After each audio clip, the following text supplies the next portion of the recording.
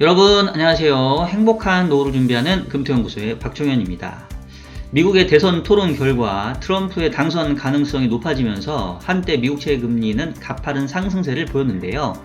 다행히 파월 의장이 디스인플레이션 경로를 강조하고 경제지표가 잇따라 부진한 모습을 보임에 따라서 미국채 금리는 다시 빠르게 하향 안정화되었습니다. 9월 금리 인하 기대로 미국 증시가 기술주를 중심으로 사상 최고치 경신을 지속하였고, 국내 증시도 삼성전자의 어닝 서프라이즈에 힘입어 연중 최고치를 경신하였습니다. 지난주 금요일에 발표된 6월 고용지표마저 둔화됨에 따라서 이제는 9월 금리 인하가 기정사실로 여겨지고 있는데요. 향후에 금리 인하가 현실화될 경우 자산시장에는 어떠한 영향을 미칠 것인지에 대한 관심이 점차 커질 것으로 예상됩니다. 금리 인하가 이자 부담을 낮춰주면서 국내 증시의 상승세를 지속시킬 것인지, 아니면 점차 경기 둔화 우려를 높이면서 조정의 압박을 높일 것인지, 좋은 금리 인하와 나쁜 금리 인하를 구별하는 방법에 대해 오늘 영상에서 자세하게 살펴보도록 하겠습니다.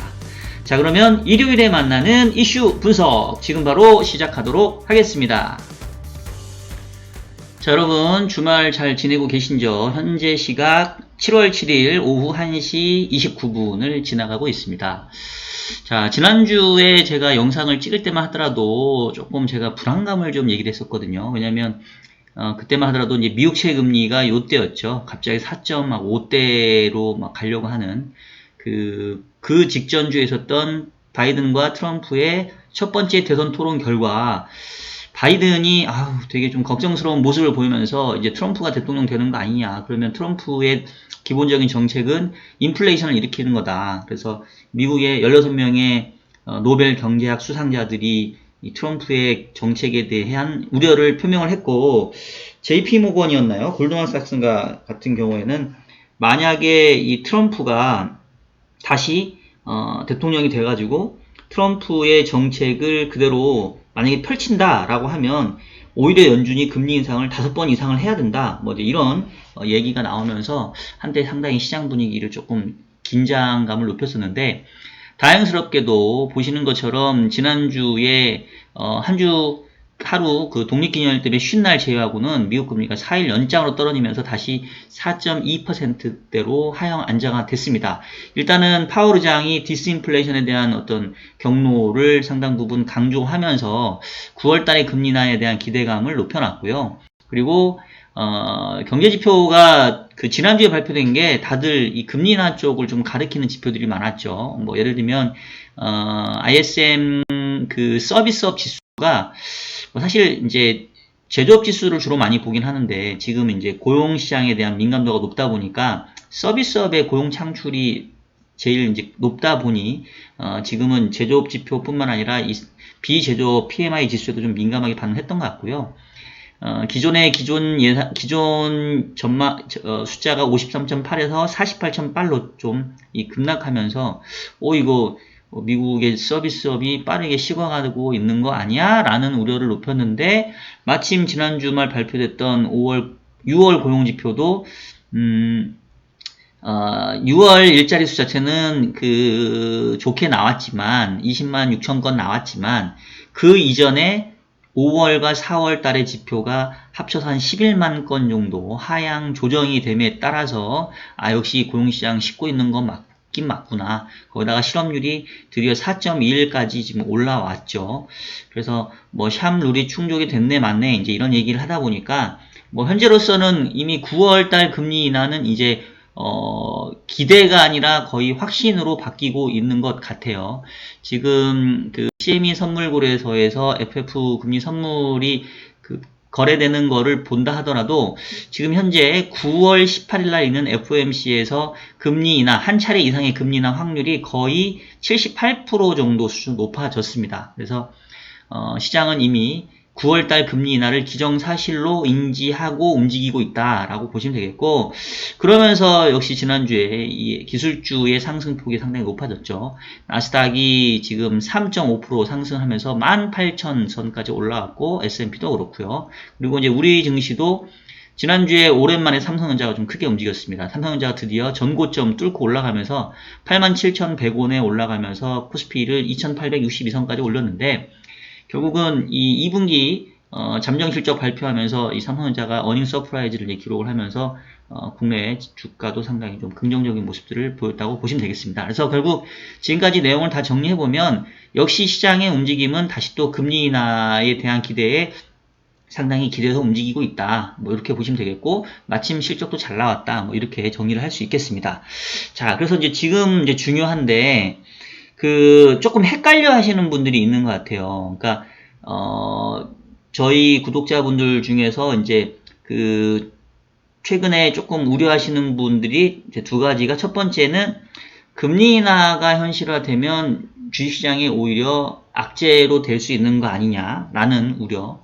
그 다음에 두 번째는 지금 이제 실업률이 슬금슬금 올라오고 있는데, 그러면 이제 이른바 경기 침체를 예고하는 샵룰이 이제 충족된 거 아니냐. 그러면 이제 주가의 상승은 거의 끝물 아니냐. 이러니까 이제 도망가야 되는 거 아니냐. 뭐 이런 우려들을 하고 계시는데, 이 두 가지 것들을 제가 그동안에도 말씀드렸던 내용이기는 해요. 근데 이제 제 얘기를 여러분 잘 들어주셔야 되는 게, 제가 이제 기본적으로 얘기하는 게 9월달 금리 인하 전까지는 즐겨야 되고 버블이 만들어질 가능성이 크기 때문에 우리가 너무 빨리 하차를 하면 남은 상승폭에 대해서 상당히 아쉬워할 수 있다.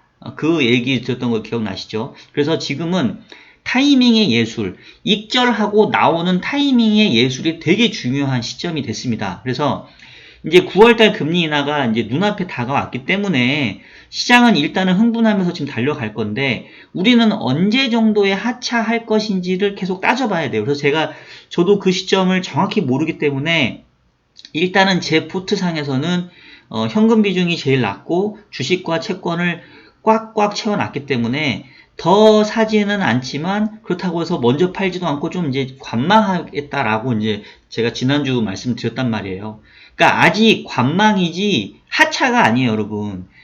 지금 언제 하차를 할 건지가 되게 중요한데, 이게 너무 빨리 내려도 안 되고 너무 늦게 내려도 안 돼요. 그래서 그게 상당히 중요한데, 그래서 제가 오늘 여러분들께 말씀드리고 싶은 이슈 내용은, 이제 시장이 금리 인하를 확신하면서 움직이고 있는데, 금리 인하에 따른 시장 영향이 제가 봤을 때는 좋은 금리 인하가 있고 나쁜 금리 인하가 있어요. 그래서 그 부분을 좀 설명을 드릴 텐데, 제가 지난주에 3%를 화요일에 나갔나? 그래서 이제 그 제목도 이제 좋은 금리 인하와 나쁜 금리 인하를 구별하는 방법이라고 해서 이제 간단하게 좀 얘기를 했는데, 혹시 관심 있으신 분들 한번 좀 들어봐 주시고요. 그 이전에 부익남 가서 얘기했던 거는 올해 금리 인하 시작되면 오히려 더 문제인 이유, 이렇게 이제 제목을 좀 부정적으로 달아놨는데, 제가 다른 유튜브 채널 가면 항상 제가 방송 중에 얘기를 하는 게, 제가 지금 너무 부정적으로 얘기하는 거 아니니까 제목을 잘 달아주시길 바라겠습니다라고 얘기를 해요. 근데 이제 어쨌든 뭐 유튜브는 좀 조회수를 뽑아내야 되니까 좀 자극적인 문구를 달거든요. 근데 내용을 들어보면 제가 얘기를 하는 게, 좋은 금리 인하가 있고 나쁜 금리 인하가 있는데 지금은 좋은 금리 인하 국면이다. 근데 이게 좋은 금리 인하에서 나쁜 금리 인하 국면으로 넘어가는 거를 구분하기가 쉽지가 않다. 그래서 그거를 상당히 민감하게 잘 구분해야 된다. 이제 이런 얘기를 드렸고, 그거를 구분하는 방법에 대해서 제가 말씀드린 게 이 3%에 있었던 방송 내용인데, 뭐 요거 보시려면 보시고 오늘 영상만 잘 보셔도 될 것 같습니다. 자, 일단 금리 인하와 이 시장의 움직임을 지금 보시면, 이제 금리랑 주식시장에 대해서 주로 말씀을 드릴 텐데, 자산시장도 마찬가지예요. 최근에 시장 움직임을 보게 되면 금리가 좀 하향 안정화되면 주가가 막 오르고요. 금리가 너무 가파르게 상승하면 특히 지난해에 8월부터 10월 말까지 주가가 또 가파르게 하락을 해요. 그리고 그 이후에 작년 10월 말 11월 초부터 시장금리가 빠르게 하락하면서 지금 하향 안정화가 되고 있잖아요. 그러니까 이제 주가도 쭉 뻗어나가거든요. 지금 S&P 500 기준이긴 하지만 지금은 주식도 마찬가지고 부동산도 마찬가지입니다. 그래서 금리가 이제 인하된다, 시장금리가 먼저 하락을 한다라고 하면 자산 가격들이 막 흥분해서 다 오른단 말이에요. 그래서 최근 패턴만 보면 금리 안정되면 자산 가격 오르고, 금리가 급등하면 자산 가격이 떨어지는 약간 반대되는 모습들을 보여주는데, 자, 그런데 여러분 헷갈리는 게, 조금 긴 시 계열에서 보게 되면 지금 이게 나스닥하고 그 미국의 기준금리의 움직임인데 보시면 요렇게 제가 표시해 놓은 게 금리 인하기인데 보시면 주가가 폭락을 하고 있어요. 크게 하락을 하고 있죠. 그래서 과거에 보면 주식시장이 부러지는 때는 언제냐면 금리가 인상되는 구간이 아니라 금리가 인하되는 구간에 오히려 부러지고 경기 침체가 이렇게 왔더라. 지금 여기 엷은 회색으로 있는 구간이 경기 침체 기간이거든요. 그래서 앞에 거를 보게 되면은 금리와 자산 가격은 역의 관계로 움직이는 것처럼 보이지만 또 과거에 조금 쇼크가 있었던 구간을 보게 되면 항상 금리가 빠르게 떨어질 때 자산 가격들이 폭락을 한단 말이에요. 그래서 이게 도대체 그러면 금리 인하는 시장에 좋은 거냐 안 좋은 거냐가 헷갈린단 말이죠. 그래서 제가 얘기를 하는 게 금리 인하가 자산 가격을 올리는 좋은 금리 인하 국면이 있고 금리 인하가 자산 가격의 폭락을 가져온다기보다는 그 시기에 이루어지는 나쁜 금리 인하가 있다는 얘기예요. 그래서 그 두 가지를 구분을 하셔야 돼요. 그래서 지금이 좋은 금리 인하인지 나쁜 금리 인하인지를 구분하셔야 되는데 일단 결론은 아직까지는 좋은 금리 인하 국면에 있다. 그러니까 조금 더 즐겨도 된다. 다만 언제 나쁜 금리 인하 국면으로 갈지 모르니까 주의 깊게 살펴야 된다라는 게 제가 지금 여러분들에게 말씀드리고 싶은 거죠. 자, 그래서 보시면 뭐 조금 더 비슷한 여기 이제 2007년부터 2009년도 금리 인하할 때 이 주가 많이 폭락하죠. 뭐 이때도 마찬가지로 자 2019년도를 보시면 이 금리 인하 한두 번 할 때는 주가 같이 오르잖아요. 그러니까 이때가 이제 좋은 금리 인하고 그 다음에 이제 2020년 넘어가면서 이제 주가가 폭락할 때 뭐 금리도 같이 떨어지죠. 이때가 이제 나쁜 금리 인하 국면인 거죠. 이제 이거를 이제 구분을 좀 해야 되는데 자 어떻게 생각하시면 되냐면 이제 그 기본 개념을 잡을 때 이제 여러분 이제 주식의 밸류에이션을 측정하는 모형 중에 가장 그 단순하고 일반적인 게 배당 할인 모형, 뭐 DDM 모형이라는 게 있는데 그거를 조금 그 설명을 잘 하신 분을 제가 좀 블로그를 찾아서 좀 설명을 드려보면 자, 그 주식이라고 하는 거는 주식을 보유했었을 때 발생하는 배당금의 앞으로의 기대치를 현재 가치로 할인한 거와 같다. 뭐 이렇게 이제 가정하는 게 바로 배당 할인 모형이죠. 제가 지금 배당 할인 모형을 설명하고 싶은 게 아니라 이제 금리와 주가의 관계를 설명할 때 이제 수식으로 좀 제일 쉽게 볼 수 있기 때문에 제가 이제 DDM 모형을 가져온 건데 이 DDM 모형을 보면 이렇습니다. 1년 후에 배당금이 10,000원이라고 한다면 그거를 현재 가치화시키면 그게 주가다. 그 다음에 2년 뒤에 배당금이 또 10,000원이라면 그거를 또 현재 가치화시키는 게 이제 주가라는 거예요. 근데 1년 뒤에 그 10,000원을 할인하려면 한 번만 할인해 주는 거고 2년 뒤에 10,000원은 두 번 할인해 주니까 보시면 승수가 1, 2 이렇게 높아지죠. 그 다음에 배당금이 이거는 매년 10,000원으로 고정되어 있을 경우인데 매년 배당 성장이 발생해서 뭐 첫 해에는 10,000원이면 둘째 해는 11,000원, 뭐 12,000원 뭐 이렇게 높아지는 배당의 성장을 감안해보자. 그러면 결국은 첫 기에는 배당이 10,000원이지만 두 번째 기수에는 10,000원 곱하기 배당의 성장률 예를 들면 10%면 11,000원 그 다음에 뭐 2년 차에는 뭐 그보다 높은 뭐 이런 식으로 쭉 높아진다는 거죠. 그리고 할인은 역시 할인율 한 번 해준 거, 두 번 해주는 거. 그래서 이거를 수학 저도 되게 싫어하는데 무한 등비 급수의 합의 공식을 활용하면 나중에 띄고 하면 수식이 이렇게 나와요. 그래서 배당의 현재값, 즉 주가는 1년 후에 배당금을 현재의 그 할인율, 시장금리에서 배당의 성장률로 나눠준 걸로 빼준 걸로 나누면 이게 DDM의 공식이 됩니다. 그래서 이제 이거를 수식한 게 이제 이건데요. 자, 여러분, DDM 제가 배당 할인 모형을 추정한다고 해서 이걸 얘기하는 게 아니에요. 이제 제가 주가와 금리와의 관계를 얘기하려고 하는 겁니다. 그래서 보시면 결국 주가라는 거는 다음 기의 배당금을 현재의 할인율 또는 요구 수익률 빼기 배당 성장률로 뺀 걸로 나눠준 게 바로 현재의 주가라고 얘기를 해요. 그래서 여기가 중요해요. 여기가 지금. 보면은 결국은 이제 우리가 금리가 하락하면 주가가 좋다는 이유가 이 분모에 있는 할인율이 떨어지기 때문에 결국은 전체 미래의 배당을 매력적으로 만들어서 주가가 높아지는 거거든요. 그래서 금리가 하락하면 주가가 오른다는 게 여기서 발생을 해요. 근데 여기서 뭐가 중요하냐면 분모를 정확히 보시면 할인율만 있는 게 아니라 배당 성장률이 같이 있어요. 즉 단순히 미래의 배당금을 할인율로 나눠주는 게 아니라 할인율에서 배당 성장률을 빼는 걸로 나눠주게 돼 있어요. 그래서 할인율이 크냐 배당 성장률이 크냐가 중요하다는 얘기예요. 즉 이 배당 할인 모형에서의 이 주가의 움직임을 설명하려면 이 금리 수준과 이 배당 성장률 수준을 비교를 해야 된다는 건데, 이 할인율은 결국은 시장금리에 영향을 받을 거고, 그 다음에 이 배당 성장률은 기업의 이익 성장률에 그 영향을 받겠죠. 왜냐면 기업의 이익이 성장을 해야 배당을 더 높여줄 거니까. 그래서 결국은 기업의 이익 성장률이 크냐 아니면 금리 수준이 크냐 낮냐가 중요한 거예요. 그 얘긴즉슨 만약에 금리가 하락을 하는데 배당 성장률이 유지가 된다라고 하면 금리 하락은 호재죠. 자, 그런데 금리가 하락을 하는데 금리가 하락하는 이유가 경기가 안 좋아져서 금리가 떨어져요. 그래서 할인율은 낮아지는데 경기가 안 좋아지다 보니까 기업의 이익 성장률도 감소를 해요. 그래서 예를 들면 금리가 10%에서 뭐 5%로 절반 떨어졌는데, 예를 들면 기업의 이익 성장률은 10에서 2%로 8% 떨어졌다라고 하면 오히려 분모는 낮아지는 게 아니라 높아집니다. 그럼 주가가 떨어져야 된다는 얘기죠. 제가 지금 무슨 얘기하는지 여러분 아시죠? 그래서 중요한 건 뭐냐면 금리 인하가 자산 가격을, 뭐 여기서 주식을 주로 얘기하면 금리 인하가 주가를 높일 때는 언제냐면 그래도 기업의 이익 성장률이 유지되거나 아니면 금리가 떨어지는 것보다 덜 떨어질 때예요.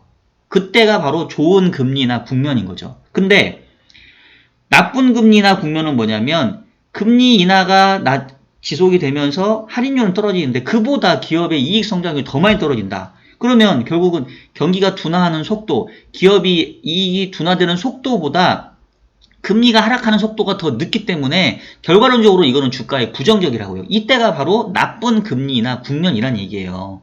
그래서 좋은 금리나 국면과 나쁜 금리나 국면을 비교하는 거는 금리 하락의 속도와 기업의 이익 성장률이 낮아지는 속도가 어떤 게 더 크냐가 중요하다. 근데 지금으로 봤었을 때는 아직은 기업의 이익 성장률은 나쁘지가 않죠. 근데 이제 금리가 떨어지니까 지금은 좋은 금리나 국면에 있다는 거고, 특히나 지금 2, 4분기만 놓고 보면 최근에 보게 되면 지난주 금요일날 삼성전자가 2분기 어닝 서프라이즈도 발표했지만 지금 대부분 3개월 전과 비교해보면 증권사들이 각 업종별로 코스피의 업종별 영업이익 전망치의 변화를 보게 되면 전체 합산해서는 당연히 높고요. 섹터별로도 전기전자가 한 32%, 증권은 17%, 제조업은 15.7%로 오히려 기업 이익이 상향 조정되고 있어요.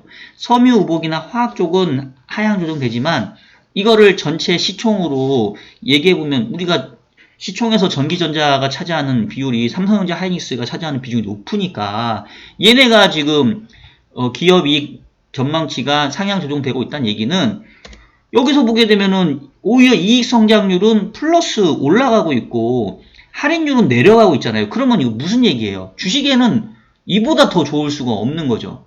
그래서 제가 9월달 금리 인하를 앞두고는 계속 시장을 좋게 보자고 했던 이유가 이보다 좋을 수는 없다. 경기가 나빠지는 거는 그렇게 크지 않은데 금리 인하를 기대하는 시장이면 이것보다 더 좋은 환경이 있냐. 그게 지금 나타나고 있다는 거죠. 트럼프 때문에 조금 이 움직임이 틀어질 수도 있었는데 다행히 뭐 트럼프는 아직 11월 대선까지 시간이 있고 파월 의장이 트럼프에 따른 금리 상승을 눌러주면서 그리고 9월달 금리 인하 기대가 커지면서 여전히 좋은 금리나 국면이 유지되고 있는 상황이다라고 보시면 될 것 같아요. 그래서 이런 것들을 감안해 봤을 때는 아직은 하차하면 안 된다. 아직은 하차하면 안 된다라는 거고, 그러면 이제 언제가 하차해야 될 때냐? 그거를 이제 제가 말씀드렸던 게 뭐였냐면 결국은 그 경제 고통 지수라는 거를 좀 보자. 경제 고통 지수라는 건 뭐냐면 민간이 느끼는 고통이 하나는 실업이고 하나는 물가란 말이에요. 그래서 물가가 오르고 실업률이 오르면 그게 최악이에요. 그게 이른바 스태그플레이션 환경이고, 반대로 물가가 떨어지고 실업률이 떨어지면 가장 좋은, 우리가 흔히 말하는 골디락스. 그래서 이 고통지수라는 건 뭐냐면 실업률과 물가 상승률을 더한 값을 보는데, 최근의 움직임을 보게 되면 지금 2022년도 하반기를 고점으로 해서 이 경제 고통지수가 계속 떨어지고 있었어요. 이유는 실업률은 크게 올라간 게 아닌데 물가 상승률이 낮아졌기 때문이라는 거죠. 그러니까 이 실업률의 움직임을 보게 되면 조금씩 올라오긴 하지만 물가가 떨어지는 힘이 더 크기 때문에 경제가 그렇게 고통스럽지가 않아요. 그리고 기업의 이익이라던가 성장률도 괜찮게 유지가 되고. 자, 그런데 만약에 이제 물가 상승률이 떨어지는 거는 정체되어 있는 상태에서 실업률이 급등을 하게 된다. 그러면 고통지수가 급등을 하겠죠. 그리고 그런 상태라고 한다면 결국 금리 인하가 빨리 이루어져야 되는데 물가가 별로 하향 안정화되는 속도가 느리기 때문에 금리 인하가 실업률만 보고 움직일 수가 없단 말이에요. 그러면 뭐냐면 경기가 하강하는 속도, 즉 기업의 이익이 감소하는 속도보다 금리 인하 속도가 빠르질 못해요. 그러면 아까 제가 수식에서 봤던 것처럼 실업률이 경기가 나빠지면서 기업 이익의 증가율이 감소하는데 그거에 비해서는 금리 하락 속도가 더디다 라고 하면 여기 분모에 있는 값은 오히려 플러스 값으로 올라가 버린다는 얘기예요. 얘가 더 크니까. 얘가 무슨 말인지 아시겠죠? 그러니까 언제 금리 하락 속도가 경기가 둔화되는 속도보다 느리냐면 요거를 보면 된다는 거죠. 요거. 즉 고통지수가 올라갈 때다. 실업률이 빠르게 올라갔는데 물가는 그것보다는 덜 떨어진다라고 하면 경제는 고통스러운데 이거에 상응해서 금리 인하가 속도감 있게 못 달라붙는단 말이에요. 그렇기 때문에 그때는 조심해야 된다는 얘기인데 아직은 고통지수가 지금 낮은 수준에 머물러 있죠. 지금 지난주에 금요일날 실업률이 4.1까지 올라오면서 샴 룰은 일단은 충족이 됐어요. 샴 룰이라는 게 뭐냐면 12개월 동안 가장 낮았던 실업률보다 최근 3개월 평균의 실업률이 0.5%포인트 이상 높으면 샴 룰이 충족됐다고 한단 말이에요. 그래서 지금 리얼타임 샴 룰이라고 프레드에서 제공하는 차트로 봤었을 때는 얘는 아직 0.43 정도를 가리키는데 이게 이제 제가 봤을 때는 다음 달 되면 0.5로 올라갈 겁니다. 그래서 일단은 충족이 됐어요. 그래서 저희 구독자 중에 한 분도 샴룰 충족됐으니까 이제 조심해야 됩니다. 조심해야 되는 거 아닙니까? 라고 이제 얘기를 했는데 자, 근데 여러분 일단은 두 가지 봐야 되는데 첫 번째는 지금 이번에 샴룰 충족됐죠. 근데 다음 달 가면 다시 샴룰이 0.25로 빠질 것 같아. 왜? 지금 최근 12개월인데 다음 달 7월이 되면 그 12개월의 가장 낮은 수준이 3.5에서 3.8로 올라가요. 그러니까 샴룰의 진정한 의미는 실업률이 최근 수치보다 급등을 해야 돼요. 근데 얘가 지금 완만하게 올라가고 있잖아요. 완만하게 올라가고 있으면 이거를 또 경기 침체로 안 봐요. 그래서 지금 7월에는 6월 지표로는 샴룰이 충족됐지만 7월 지표 가면 다시 또 떨어지게 됩니다. 그래서 지금 샴룰이 애매해요, 지금. 그 다음에, 그러면 이제 물가가 중요한데, 다음 주 물가 지표 앞두고 있잖아요. 그래서 물가 추정치가 지금 중요한데, 자, 지금 보시면 그러니까 이번 주 돌아오는 목요일 날 물가 지표 발표되는데, 지금 컨센서스가 헤드라인 CPI 기준으로 지난달 3.3에서 3.1로 떨어지는 거고, 전월비는 0.3에서 0.0에서 0.1로 올라가는 거예요. 근데 전년동월비로 봤었을 때, 어쨌든 하향 되는 모습이 예상이 되기 때문에, 이것 때문에 이제 시장에서는 지금 기대를 하고 있는 것 같아요. 자, 그런데 일단은 제 기본 전망은 조금 높기는 해요. 지금 시장은 전월비 0.1에 전년동월비 3.1로 해서 쭉 떨어지는 걸로 보고 있는데 제 전망치로 보게 되면 제 전망치는 얼마 정도 나오냐면 지금 지난해 3.3인데 전월비 0.3에 전년동월비 3.2 내는 3.3 정도 수준이에요, 지금. 3.2나 3.3. 그러니까 시장 컨센보다는 전월비나 전년동월비 조금 높기는 합니다. 왜냐면 이제 제가 뭐 이미 지난달부터 좀 말씀을 드렸던 게 유가가 다시 지금 올라왔기 때문에 그 유가가 지금 지난달에 70불대 초반에 있다가 80불대로 지금 올라왔단 말이에요. 그래서 6월달에 쭉 올라왔기 때문에 아마 전월비는 시장 예상보다는 조금 높아질 수도 있을 것 같아요. 그래서 시장 컨센이 전월비 0.1에 전년동월비 3.1인데 그것보다는 저는 조금 높다. 근데 지금 문제가 뭐 그렇다고 해서 그러면 9월달 금리 인하가 그럼 아예 물 건너갈 거냐? 또 그럴 것 같진 않아요. 왜냐면 최근에 지표들의 그 움직임으로 봤었을 때는 미국 경제가 좀 둔화되고 있고 어쨌든 물가도 시차를 두고 하향 안정화 되고 있다는 게 보이기 때문에 제가 예상한 대로 살짝 높게 나온다 하더라도 잠깐 뭐 시장은 조금 주춤할 수는 있지만 추세를 바꿀 것 같지는 않습니다. 그리고 제가 물가 추정치를 보여드리면 그 살짝 그 올라가긴 하지만 결과적으로는 연말로 갈수록은 좀 3% 이하로 낮아지는 이 그림에는 큰 변화는 없어요.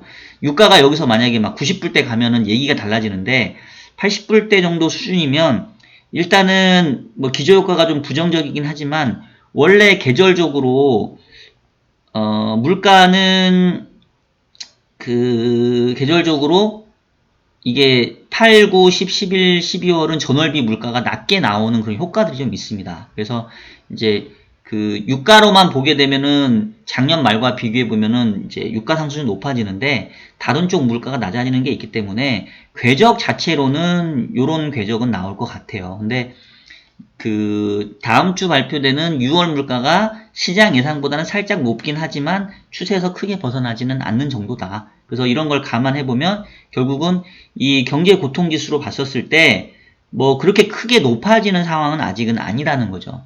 실업률이 더 올라가야 돼요. 지금 4.1인데 지금 샵 룰을 다시 충족시키려면 지금 이제 하단이 3.5가 아니라 3.8이기 때문에 여기다 0.5를 더하면 4.3 이상으로 실업률이 올라가야 샵 룰 상에서 경기 침체를 얘기하고 그러면서 이 금리 인하가 되는 속도가 그 경기의 둔화 속도를 못 쫓아가서 결국은 좋은 금리 인하가 나쁜 금리 인하로 가는 국면이 그렇게 될 것 같아요. 그래서 결론은 실업률 4.3% 이상 빠르게 올라가기 전까지는 아직은 좋은 금리나 국면에 있다.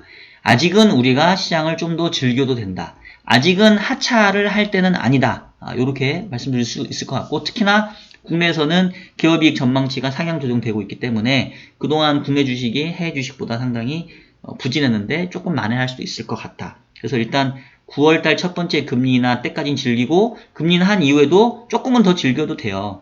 제가 말씀드리는 거는 좋은 금리 인하에서 나쁜 금리 인하로 넘어갈 때 그 변곡점을 잘 찝어내라는 얘기고 일단 저는 경제고통지수를 통해서 좀 보겠다. 그리고 조금 더 단순화시키면 실업률이 4.3 이상 넘어갈 때까지는 좀 안심하겠다. 근데 설령 실업률이 4.3을 넘어간다 하더라도 물가가 만약에 정말로 더 빠져버리면 고통지수상에서는 그냥 횡보거든요. 그래서 실업률만 보면 안 되고 물가 상승률하고 같이 봐야 돼요. 그래서 요걸 합산한 고통지수가 크게 오르지 않으면 여전히 좋은 금리나 국면에 있을 거니까 아직은 하차하지 마시고 조금 더 즐기시길 바라겠고요. 다만 여기서 애드업 하는 거는 또 추천하지 않는다. 일단 그동안 뭐 일찍 포지션을 잡았다는 가정하에 지금은 조금 더 즐기시면 되고 아직 뭐 또 주식을 못 샀는데 인지에 쫓아간다는 거는 모르겠어요. 솔직히 그것까지는 제가 책임을 못 지겠어요. 저는 그냥 우리 들고 있는 저희 구독자 그동안 저랑 동행하셨다라는 가정하에 작년 12월부터 포지션 늘려가지고 여태 있다고 하면 아직은 줄이지 말고 조금 더 버텨보자 라는 말씀을 오늘 드리면서 오늘 영상은 이 정도에서 마무리하도록 하겠습니다. 자, 여러분 지금까지 이제 9월달 금리 인하가 기정사실로 인정되는 상황에서 실제 금리 인하 이후에 이 자산시장에 어떤 영향을 미칠 것이냐. 과거에 보니까 오히려 금리 인하기 때 주가나 자산 가격들이 폭락한 적도 많던데 라는 부분에 대해서 제가 좋은 금리 인하와 나쁜 금리 인하를 구별하는 방법 말씀을 드렸으니까 오늘 영상 다시 한번 곱씹어 보시길 바라겠고요.